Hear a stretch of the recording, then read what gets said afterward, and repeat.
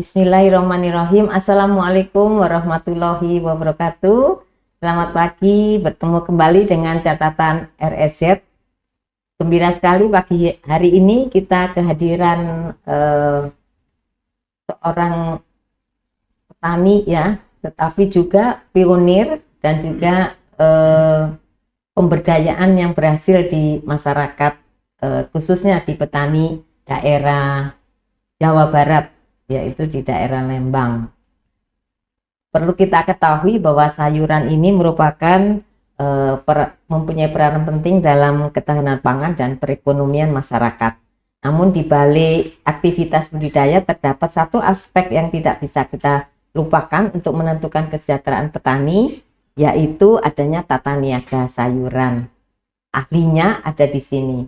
Untuk singkatnya kita akan berkenalan dengan Pak Dodi, selaku petani yang bergelut ya, artinya sudah melalang buana kemana-mana ini berkaitan dengan komoditas sayuran. Untuk itu kami sapa, selamat pagi Pak Dodi, selamat datang pagi, di Bu. Podcast Yampi. Untuk tata niaga ini mungkin sebelumnya Bapak bisa memperkenalkan diri dulu ya, siapa saya gitu. Silakan Pak. Terima kasih Bu Rosana atas undangannya nih pada podcast pagi hari ini. Mungkin pertama saya kenalkan dulu ya Bu ya. Nama saya Dodi. Saya dari P4S Lembang Agri. Binaan BBPP Lembang. Petaninya kalau sekarang ke nanamnya ya paprika, sayuran eksklusif ya, paprika, tomat pip, head lettuce, brokoli, kacang kenya ya. Jadi itu komoditas-komoditas unggulan, dan tomat juga ya, kita kerjasama dengan supermarket, Lotemat gitu ya, dengan makanan siap saji seperti Pizza Hut, dan juga kita ekspor ke Singapura, Malaysia, dan sampai ke Taiwan, kerjasama dengan eksportirnya. Gitu. Bapak awal berusaha ya, awal berusaha itu langsung di komoditas eksklusif ini atau dimulai dari komoditas apa Pak, sehingga mengklasifikasi sekarang berarti kan lettuce dan sebagainya kan berarti sudah ini lagi dari sekian komoditas sayuran. Sebetulnya mengawali usaha saya di bidang pertanian ini selain berorientasi profit ya Bu ya, pengen ada suatu perubahan manajerial di masyarakat tani, sehingga dikaitkanlah antara produk apa yang bisa kita manajemen gitu. Akhirnya dimulainya dari produk apa sehingga manajemen kita secara rantai pasoknya bisa lebih kerjasama dengan petani. Ya, akhirnya waktu itu karena pemikiran kita adalah harus dengan komoditas baru, komoditas kelompok. Akhirnya komoditas baru itu seperti brokoli, head lettuce pada waktu itu kan komoditas baru di lingkungan kita. Sehingga begitu kita masuk komoditas baru, dibikinlah suatu sistem manajemen yang baru. Jadi tahun berapa itu Pak? Itu kita dari 2008. 2008 itu memilih tadi ya? Memilih itu brokoli. Itu Sampai sekarang paprika juga ini suatu model komoditas baru. Kalau di lingkungan kita ya Bu ya, dengan manajemen yang baru juga, sistem rantai tata niaganya. Jadi kalau dulu mungkin langsung beli di tempat gitu kali ya Pak ya, cara menjualnya, tapi sekarang sudah... Jadi gini, kalau belum ada, kalau sifatnya produk baru, jadi belum ada sistem yang berjalan di masyarakat. Jadi pasarnya belum pada ada ya? Istilahnya komoditas juga masih kita yang punya, sehingga kita mencoba memberikan edukasi bagaimana sih sistem pertanian, bisnis pertanian itu yang kita kelola supaya saling menguntungkan gitu. Jadi ini Bapak waktu itu menjadi ketua kelompok apa Pak? Ketua kelompok Tani Tauhid Bu. Oh, kelompok Tani Tauhid. Tauhid karena ada sejarah dengan Darut Tauhid. Jadi yang ngasih namanya juga kan istilahnya mah bukan kita, rekomendasi dari pesantren, ya udah Tauhid saja. Biar teringat istilah kata mah kenangan-kenangannya, ada cerita lah gitu. Anggotanya berapa Pak awalnya? Kalau awal dulu kita di 60 orangan, mencakup ya ada 4 desa. Itu ya? 4 desa tapi spotnya titik-titik nyebar. Paling tidak saya mencoba mensebarkan itu biar informasi itu lebih cepat tersebar. Gitu. Dan mungkin target produksinya bisa tercapai Ya, ya Pak target produksi bisa kecapai. Karena Bapak kan tadi itu ya kerjasama Bu, iya udah ada komitmen. Iya. Gitu. Jadi sekarang berkembang kelompoknya berapa Pak? Kalau sekarang kelompok tani sudah ada 8 kelompok. Oh, 8 kelompok. Iya. Dengan jenis yang sama. Dengan jenis yang varietas yang sama model tadi, varietasnya gitu. Iya. Jadi enggak satu kelompok satu komoditas, enggak bervariatif juga, karena giliran. Oh, jadi tanamnya bergiliran ya. Iya. Awalnya itu bagaimana Bapak menjalin dengan pihak luar tuh Pak? Kalau dengan pihak luar sebenarnya perjalanannya tidak istilah kata ini bisa dijawabnya oleh perjalanan secara alamiah Bu ya. Seperti kita bisa terkoneksi dengan ya pengusaha dari Taiwan. Ya berjalan waktu kita dengan proyeknya dari BBPP Lembang juga saya mulai kenal itu 2012. Sedang ada ADS di PB udah dikenalin kan. Agribusiness Development Center kalau nggak salah ya. Itu kan 2012 perjalanan yang lama sehingga ada ICDF di BBPP Lembang kan 2016 kurang lebih ya. Iya. Perjalanan ya secara bisnis murni ya mulainya 2022 dengan Taiwan gitu kan ya. Nah dengan market kita seperti bisa nyampe ke Lotte kan kita jadi suppliernya Lotte dulu, kita nyuplainya kerjasama dengan perusahaan-perusahaan yang seperti yang punyanya Bob Sadino di Lembang kan dia supply ke supermarket, ke restoran. Ada juga dari pengusaha-pengusaha yang lain juga, Pak Tatang Teo dari Saung Mirwan dia supply ke CFC, KFC kan ya. Saya jadi supplier ya kan gitu kalau dari perjalanan yang jauh. Ya lambat laun mungkin paling tidak sekarang udah bisa langsung sendiri ya, gitu ya. Ke restoran, ke Pizza Hut sama sejarahnya dari dulu supply ke suppliernya. Nah, kalau perjalanan itu Pak, apakah selain memang alamiah tadi menurut Bapak ya, didukung juga melalui pelatihan kah atau juga kalau nggak salah Bapak salah satu yang peserta tenan ya? Tenan. Nah itu apa bisa dikaitkan nggak Pak perjalanan Bapak tadi yang sekarang berjalan dengan aktivitas Bapak sebelumnya gitu ya? Iya. Jadi gini, karena saya terus terang latar belakang bukan pendidikan dari pertanian Bu ya. Malahan ya orang tua sendiri kan nggak ngarepin jadi petani. Ya makanya sekolahnya Bu di luar sektor pertanian. Cuman berjalan waktu setelah kita punya tahu wawasan informasi ternyata ini justru uang itu disampaikan rumah. Cuman manajemen kan yang tidak ada. Nah dari hasil pendidikan tahulah masalah manajerial, pernah kerja di perusahaan ya swasta. Kita tahu ya lingkaran realistis bisnis ya Bu ya. Cuman saya begitu masuk ke sektor pertanian walaupun kakek petani, orang tua petani ya bisa dibilang nol ilmu tani. Ya karena saya merasa bodoh Bu. Ya harus belajar banyak kan. Akhirnya lari ke P4S yang teman-teman yang dari balai itu rekomendasikan. Sampai akhirnya kita menjadi P4S tersendiri. Ya direkrutlah 2012 jadi tenan. Ya alhamdulillah semenjak jadi tenan kan ada belajar di balai, kita diikat sampai studi banding ke Jawa Tengah, melihat yang sudah sukses-sukses gitu ya. Saya coba mempelajari, ya alhamdulillah jadi pelengkap lah ilmu dari berbagai sektor yang saya alami. Jadi background Bapak selaku sarjana teknik itu juga mendukung ya? Mendukung sekali Bu. Untuk keberhasilannya di pertanian. Iya, gitu karena ya saya sendiri sadar orang teknik mah kan orang nekat Bu ya. Kalau nggak nekat kan kita sendiri nggak bisa ada pesawat. Nggak berani takut jatuh kan ya udah bikin aja dulu, masalah jatuh belakangan kan gitu. Nah dalam bisnis juga saya di sektor pertanian kan orang banyaknya berceritanya wah beresiko ya udah semuanya juga hidup mah beresiko ya Bu ya. Ya udah jalanin saja gitu. Jadi menurut Bapak sebagai petani yang sukses itu harus berani nanggung risiko ya? Ya udah harus. Kalau pengen nyaman gitu mah di pertanian gak ada yang nyaman Bu. Dari kita ujiannya kan mulai ujian sabar. Harus puncak sabar itu harus ada di petani kan Bu ya. Puncak pasrah harus di petani. Istilahnya nggak sabar gimana Ibu. Mulai dari nyemai Bu. Dari beli benih nyemai baru 3 hari 4 hari nyemai udah ada tantangan kan. Udah kena layu fusarium kan kita udah siap, harus siap, sabar lagi kan Bu ya. Disembuhin menjelang dewasa ada lagi. Udah panen pun ada lagi secara OPT-nya. Iya. Begitu panen pun Bu, kalau kita lagi ini ada lagi misalkan yang nyuri, kan gitu ya di pertanian ya, masyarakat tadi maklum ya. Begitu sudah panen, udah istilahnya mah udah ada akuan faktur. Kalau ada gagal bayar kan nggak dibayar lagi, itu realistis. Malahan gagal harga lagi. Jadi ya intinya mah resiko petani mah banyak besar ya. Nah, yang saya ingin tanyakan Pak, waktu Bapak ngikut sebagai tenam ya, yang Bapak rasakan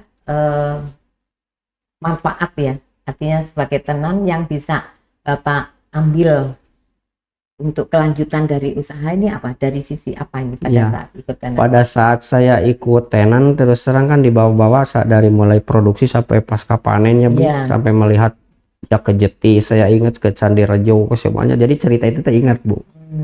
Jadi karena saya punya tambah wawasan di situ, belajarnya kan gitu ya. Nah, begitu saya gabung tenan, yang terbersit di hati saya ini, saya punya tanggung jawab moral yang paling besar Bu, yang paling berat dari saya adalah saya dibawa studi, dikasih belajar dari negara kan Bu ya, anggarannya teh. Saya gak seneng Bu sebetulnya mah, karena ini tanggung jawabnya besar. Ini anggaran negara suruh ngajar saya harus ada manfaat ke masyarakat, itu yang paling berat di saya.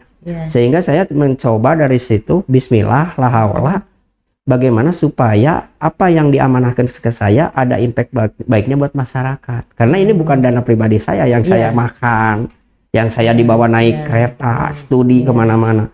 Dari tekad itulah saya fokus Bu, belajar, melihat bagaimana begitu pulang saya suatu waktu 1 tahun, 2 tahun, 3 tahun ke depan ada hal yang bisa dikasihkan ke masyarakat. Iya, jadi ada yang ini share ya Pak, di-share ke masyarakat. Dari mulai istilah kata memulai dampak ekonominya, infrastrukturnya gitu. Ada alhamdulillah. Pak, P4S Bapak ini kapan mulai ini? Kalau P4S kita sebetulnya gini ya, cerita awal tuh dengan Darut Tauhid itu dengan Eko Pesantren, karena ada mingguan Bu, sebenarnya bahasa di dulu kita likuan ya. Jadi ada pertemuan mingguan dengan kelompok, dengan petani. Jadi setiap seminggu sekali kita mengkaji belajar pertanian, ekonomi pertanian. Lokasinya di mana? Di kelompok saja, paling di garasi kan, di rumah. Di Lembang. Iya. Jadi datang tim dari Eko Pesantren. Eko Pesantren itu kan yang di Cigugur Girang. Itu ya Pak, yang di apa? Cigugur Girang. Sekarang kan ada 3 Eko kan Pesantren. Ada yang di mana Pak, yang dekat Lembang itu? Yang ada Cimahi itu ya? Dia Cigugur Girang itu Cigugur. namanya di situ. Nambah lagi sekarang agak ke atas ada lagi yang di Majalengka. Iya. Eko Pesantren sekarang. Saya awal adanya berdiri Eko Pesantren sebenarnya ya kita yang ikut tahu sejarahnya. Dari kan di situ juga bergerak di bidang pertanian ya? Di bidang pertanian saya sampai bisa terkoneksi ke yang namanya Eko Pesantren karena waktu itu ada program namanya Revolusi Agro Bu, yang saya ingat ya. Waktu itu launching Agim. Kalau nggak salah di RCTI atau apa. Begitu nonton televisi, saya kan masih kerja. Ini ada program Revolusi Agro. Begitu kita mendengar bahasa agro, ada revolusi, saya ini kayaknya mah ruang untuk saya berekspresi gitu, gabung dengan Eko Pesantren. Karena di sana ada yang namanya bahasa revolusi dan agro, kunci dari saya sendiri.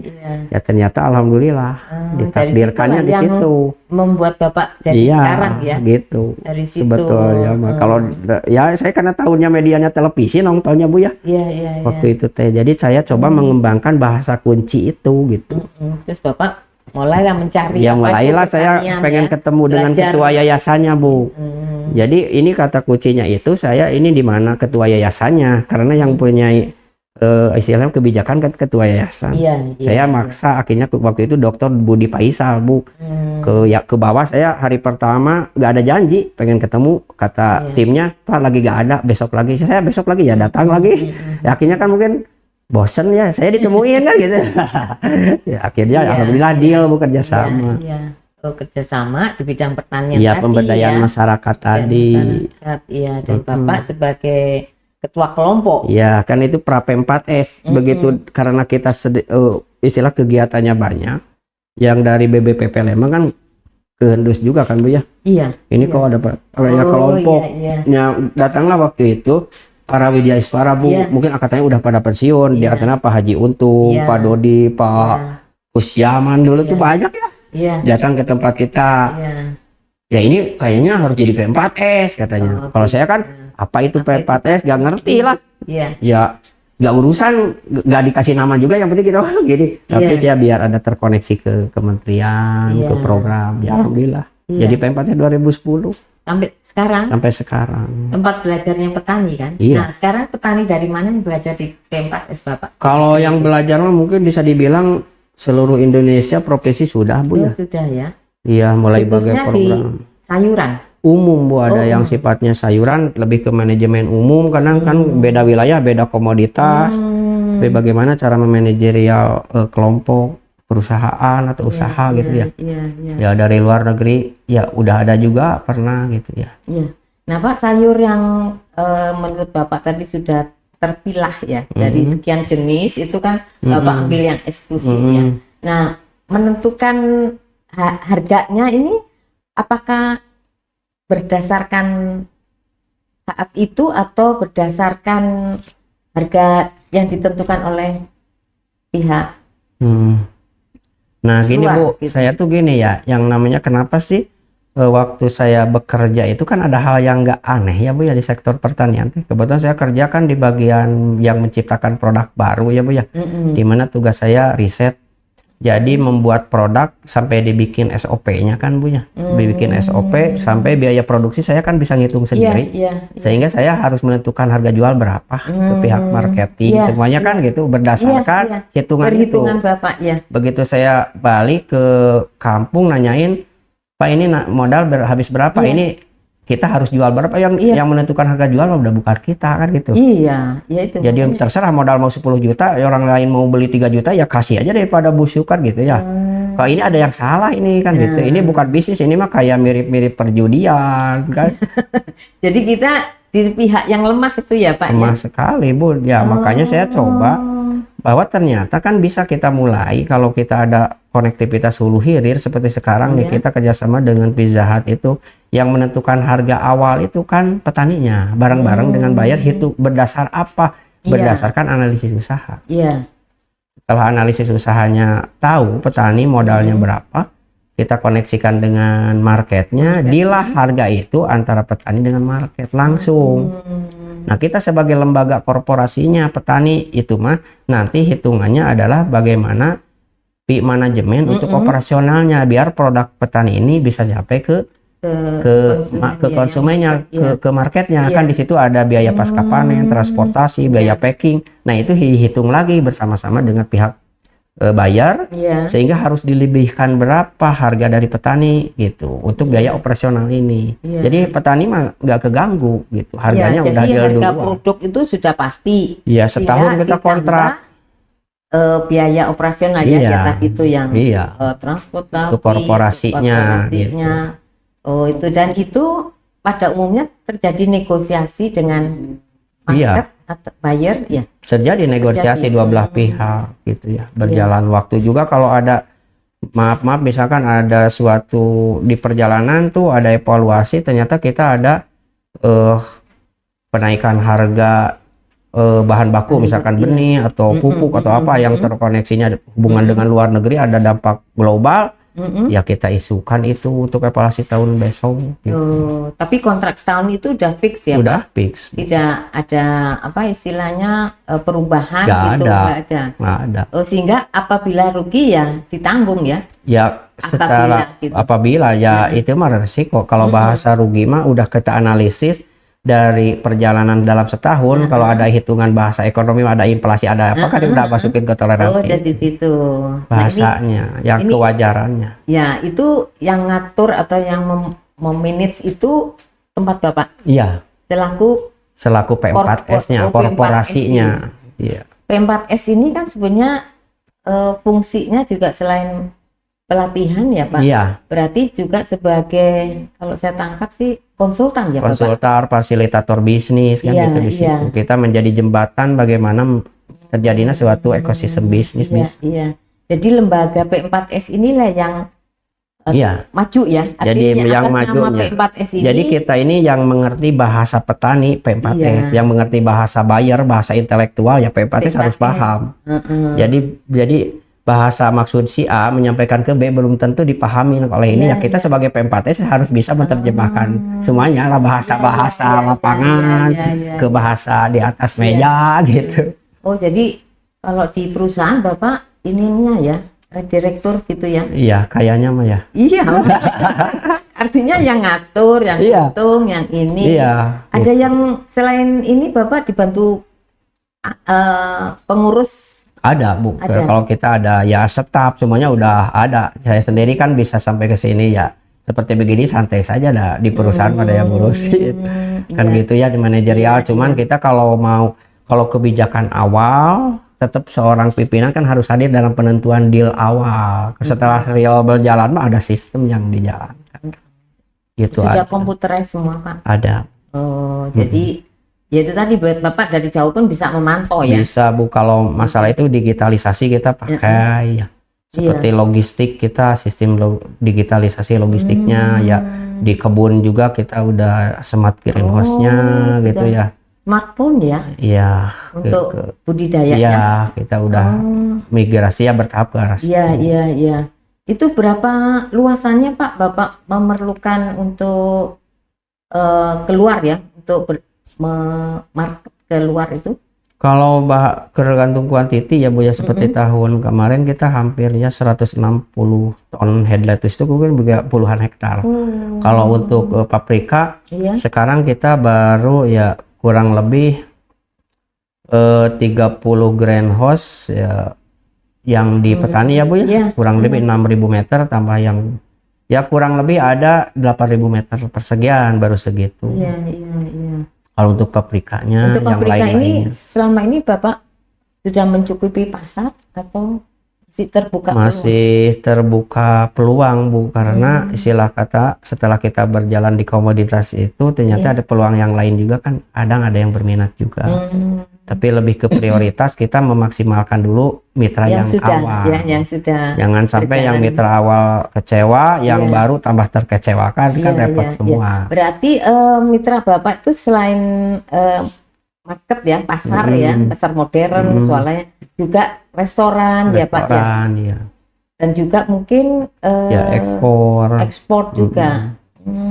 Begitu eksportir lah Bu ya. Iya. Menarik sekali perjalanan eksportir ini Pak, melibatkan kelompok Bapak. Iya. Nah ini bagaimana bisa menyadarkan mereka bahwa pentingnya kita menjaga kualitas, menjaga kontinuitas itu. Sebetulnya mah kelompok itu bahasa petani itu dia dikasih reward apa saya melakukan ini kan gitu, semua orang kan gitu Bu ya. Iya. Apa rewardnya? Misalkan, nah makanya kita melakukan pelatihan meningkatkan kualitas, produktivitas, rewardnya apa? Ternyata kalau kita bikin suatu model formula seperti, oh ternyata setelah saya melakukan budidaya yang baik, kualitas yang baik, oh saya dihargain yang lebih layak. Akhirnya dia mengacu ke situ. Oh dari sisi harga. Jadi ada grading ya, klasifikasi harga. Akhirnya berjalan waktu secara masyarakat umum multiplayernya semuanya terbangun. Begitu dia mencari punya kualitas, dia sendiri di otaknya punya segmen, sehingga harga saya segini. Jadi mereka sudah tergambar lah ya. Tergambar. Kalau saya menghasilkan ini harga akan mendapatkan tergambar ada nilai yang beda. Karena kita di sistem itu diberlakukan. Nah ini apakah berlaku untuk petani khususnya Lembang Pak? Cara berpikir seperti sekarang udah ke situ Bu. Jadi sekarang yang namanya secara ya umum ya Bu ya, tanpa kita manajemen berjalan waktu di masyarakat ya terbangunkan, akhirnya begitu segmen pasar sekarang yang namanya eksportir itu udah di kampung kan Bu ya. Yang namanya market supermarket itu udah di desa, restoran semuanya udah di situ. Karena apa? Karena ada sekat yang terputus, yang kita siapapun boleh masuk dengan kriteria market yang lebih variatif, kualitasnya pun tersedia, malahan komoditasnya pun tambah variatif, gitu. Itu kan proses yang panjang mulai hal itu. Iya, artinya nggak terjadi pasar tuh ini sesaat gitu ya, tapi ini hasil ini Hasil melalui lama. tadi itu ya Pak. Ya, sampai komoditas baru tahu ada itu kan, Iya. bukan simsalabim jatuh dari langit kan, ada proses yang kita. Berarti sekarang sebagian besar petani khususnya Lembang itu sudah khusus ya Pak tanamannya ya. Eksklusif lah lebih Ya eksklusif lah gitu karena ya. kita sadar di Lembang ini kan kalau kita larinya ke volume Bu, maaf udah sempit. Jadi mencarinya adalah bagaimana sayuran eksklusif ini karakteristiknya kan harga jualnya tinggi. Tapi permintaan terukur. Jadi terukur lah gitu ya, tapi harganya dapat dipenuhi terukur, gak banyak-banyak banget gitu. Karena ya akhirnya kita mengejar omsetnya ke situ. Ke eksklusif. Iya, menarik sekali latar belakang Bapak tadi ya. Karena cara berpikir kan ini Bapak sudah memikirkan dari sisi kelompok, pemilihan komoditas sampai ujung-ujungnya kan harga ya. Dari harga itu tentunya kembali ke petani untuk kesejahteraannya gitu ya. Adakah kerjasama Bapak nih selain dari mungkin dari dinas gitu ya, dari perguruan tinggi gitu. Nah, apa yang menambah ilmu Bapak menurut ini? Kalau saya sendiri ya terus terang ya penambahnya pengayaan ini dari berbagai lini kalau terus terang. Dari sesama petani itu ilmu yang sangat secara praktis saya harus dapat. Tapi terus terang saya gak yakin 100% yang namanya secara ilmu kepraktisan Bu ya. Saya terus terang belajar dari teman petani. Cuman secara akademisi saya wajib belajar. Akhirnya dengan akademisi ya dengan dari Unpad, dari PB, dari ya maksudnya dari kadang-kadang dari BBPP, dari penyuluh, dari Balitsa, saya kan di situ ya. Jadi pengayaan itu pengen saya yakinkan itu kalau secara praktis saya ragu kalau tanpa dasar ilmiah. Iya betul. Kan gitu ya. Akhirnya alhamdulillah saya dengan Unpad, dengan Pak Dr. Tommy saya sampai bilang Pak saya mau S2 belajar pertanian.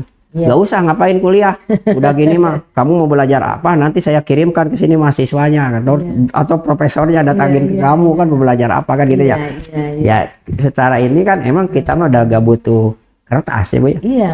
Pelaku usaha mah butuhnya kan ya kan gak usah kuliah itu maksudnya mindsetnya di situ ilmunya.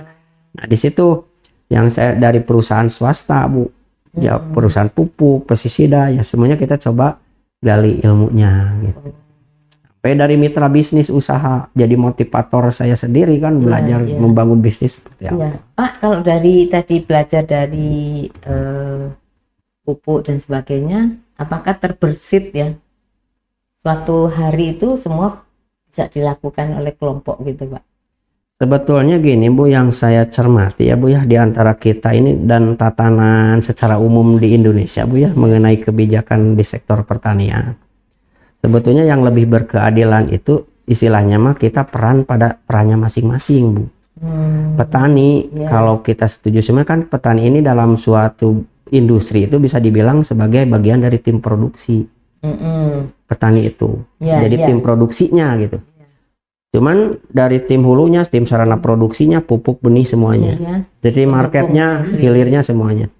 Nah kalau kita dalam satu korporasi besar sebetulnya petani itu cukup dia menjadi seorang petani yang utuh, yang bisa belajar, yang kapal, yang benar. Hilir gitu ya. Jadi mulai budidaya. Jadi fokus di produksi petani, jangan memikirkan lagi pasar, jangan memikirkan lagi produksi. Budidaya kalau di aja, budidaya karena petani ini emang dia ditakdirkan tim produksi. Cuman yang kita PR semuanya nih, kita harus ciptakan korporasinya biar ada dapat berkeadilannya sehingga dia fokus di produksi. Kalau kita udah terkorporasi, begitu sarana produksi pun oleh tim kita juga yang mengelola, sehingga share bagi hasilnya dapat juga ke petani. Walaupun dia di situ karena korporasinya bersama, nanti dari profit dia bahan baku dia punya, dari profit market dia juga punya share bagi hasilnya. Apakah itu pengalaman ya kalau teman-teman yang magang ke Jepang ya. Artinya kan semua bisa dilakukan atau dikelola oleh yang namanya koperasi. Iya harus gitu. Nah menurut Bapak apakah bentuk koperasi petani ini yang bisa tadi itu mengatur dari hulu sampai hilir ya. Jadi petani pelaku aja di situ gitu. Semua sudah disediakan oleh korporat yang maksud saya tadi Iya. koperasi itu Iya. gitu. Nah di tempat Bapak ada, apakah ada ini gitu? Ya saya kan istilah kata mah pernah belajar juga Bu ya, lihat ke Jepang yang dengan namanya ZA kan. Iya, JA Geno, JA yang lain-lainnya kan gitu, ternyata mereka ini kok lebih berkeadilan. Iya. Iya. Di Korea juga sama Bu. Sistem korporasinya kan jalan ya Bu ya. Iya. Jadi di bisnis pertanian itu lebih berkeadilan mereka mah. Nah begitu lihat di Indonesia kan kita miris juga ya Bu ya, maaf gitu ya. Kadang-kadang petani ini menjadi, kalau bahasa di bahasa Indonesia itu kan pelajaran bahasa Indonesia ada subjek, predikat, objek. Objek itu kan ada objek penyerta, ada objek penderita. Mungkin petani Indonesia mah objek penderita aja Bu. Nah Bapak sebagai jadi menderita aja kan kebanyakannya teh. Milenial ya, Bapak termasuk milenial ya? Karena udah kolotnial. Kolotnial. Nah itu adakah terobosan yang mencapai itu loh Pak? Nah sekarang kita bikin korporasi namanya Koperasi Lembang Agri. Walaupun volume kecil, tapi saya pengen menjadi edukasi miniatur prototipe bahwa bisnis itu harus begini. Jadi petani terkorporasi sampai dia punya tabungan, nanti tidak ada SHU. Sebetulnya ini prototipe, mudah-mudahan jadi kebijakan nasional ini tuh. Tapi yang namanya perkoperasian atau korporasi emang dasarnya harus keinginan pelaku utamanya, petaninya, bukan intervensi dari luar. Kalau intervensi dari luar, penyadaran tidak ada, ya gak akan bisa. Kembali lagi ke petaninya, mau sistem yang lama dijalankan atau kita mengikuti sistem beralih ke sistem baru dengan mempelajari sistem yang ada dilakukan di luar negeri kayak Jepang, Korea, Taiwan, nah ini Bapak Belanda. Udah saya sampai lakukan. Mana terus harapannya bagaimana ini? Nah, saya coba lakukan bikin korporasi namanya Koperasi Lembang Agri Bu ya. Sehingga petani itu udah 1 tahun itu harga kontrak. Di sistem manajemen keuangan saya paksa Bu. Jadi 15% dari omsetnya saya harus nabung mereka. Dari manajemen tanam kita koperasi yang atur. Manajemen benih, manajemen pupuk gitu ya. Sampai market dia gak mikirin lagi. Dia cuma fokus di kebun. Saya kalau produksi segini karena harga udah jelas oleh koperasi dibeli sekian. Sehingga omset saya target sekian. Jadi bahasanya udah bahasa bisnis. Target omset saya. Kan itu bahasa orang bisnis. Harus kecapai tahun ini omset saya segini. Jadi bahasanya udah bisnis petani itu. Sudah berjalan berapa tahun nih Pak? Saya kalau korporasi dari sebetulnya awal itu dari 12. Cuman ke koperasi produksi kita baru bermulai dari 2023 sekarang. Nah bagaimana melayani ya? Artinya kan segmen Bapak kan sekarang tertentu ya buyer tadi ya. Nah untuk pasar tradisional dengan komoditas Bapak ini tidak masuk ya? Maksudnya kalau masuk tentunya harganya akan jadi berbeda. Bahasanya tuh gini Bu, bukan berarti kita pasar tradisional tidak penting. Cuman kita ini sebagai pelopor, sebagai orang yang berpendidikan tinggi, sebagai orang visioner, mungkin bekerjanya di ranah yang beda dengan yang pasar tradisional.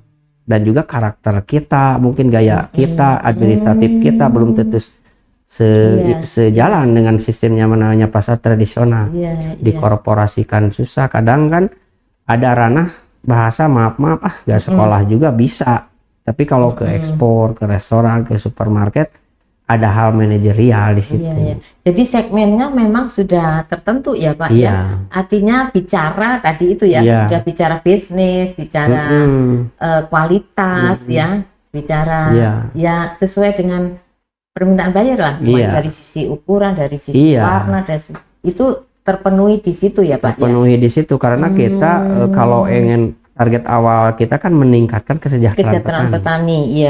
Nah, hubungannya kesejahteraan petani bisa dicapai kalau nilai jualnya tinggi. Nah, nilai jual tinggi, korelasinya apa? Harus berkualitas tinggi. Kan di situ. Begitu pengen menciptakan kualitas yang tinggi, harus ada edukasi kan Bu ya.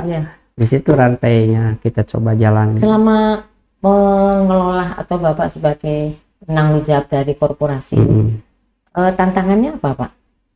Kalau tantangannya kita terus terang harus sabar, Bu ya. Namanya kita menciptakan sistem baru. Ya. Kadang-kadang Berarti baru 3 tahun ya Pak ya? Berjalan. Iya, jadi kan sistem yang sejak ada zaman kolonial, Bu, yang udah sejak sebelum merdeka ya. Udah berjalan panjang, Bu ya, dengan kalau diibaratkan itu sungai yang besar. Kita coba membuat parit yang kecil. Kan bisa dibilang aneh. Iya. Kan gitu ya. Iya. Ngapain gitu-gituan, udah aja ini juga yang gede udah ngalir kan gitu ya. Kita bikin parit yang kecil. Nah, dari situ kan tidak segampang itu membuat aliran air yang banyak gabung ke parit yang kecil. Kadang mereka nonton, melihat gitu. Iya. Nah, dengan manajemen yang baru dan memang manfaatnya dirasakan ya oleh kelompok Bapak yang sekarang ada 8 kelompok itu sudah dilirik. Siapa ini Pak manajemen baru ini, kan yang jelas itu akan memberikan nilai tambah bagi petani ya. Tentunya kita yang bertanggung jawab di dunia pertanian tentunya menginginkan bahwa petani kita tuh sejahtera gitu. Nah, ini sudah diawali dengan kelompok Bapak ya, corporate agri, Lembang Agri. Nah, ini tentunya kan suatu terobosan baru kalau menurut saya ya, di dalam memanage sayuran khususnya yang memang punya segmen tertentu. Nah, ini siapa yang sudah melihat bahwa ini potensi untuk dikembangkan gitu Pak? Kalau melihat, saya terus terang kemarin baru beberapa bulan kemarin ya dikunjungin dari pusat pembiayaan. Kementerian Pertanian. Ya Pak siapa? Irwanto gitu ya. Purwanta ya, Pak Purwanta ya direkturnya kan. Ya begitu kunjungan ke kita, sistem ini ternyata ini layak untuk dikembangkan dari Kementerian Pertanian di pusat pembiayaan, sehingga menawarkan yang namanya program kredit. Dari sana lagi proses juga sih, sekarang masih dalam proses. Kita harus hati-hati karena ini kan harus menjadi istilah kata harus jalan semuanya. Kreditnya jangan, produksinya harus petani untung, kreditnya harus lancar. Itu kalau dari sisi kementerian di Kementerian Pertanian. Pak Purwanta sudah kunjungan ke tempat kita selaku direktur pembiayaan.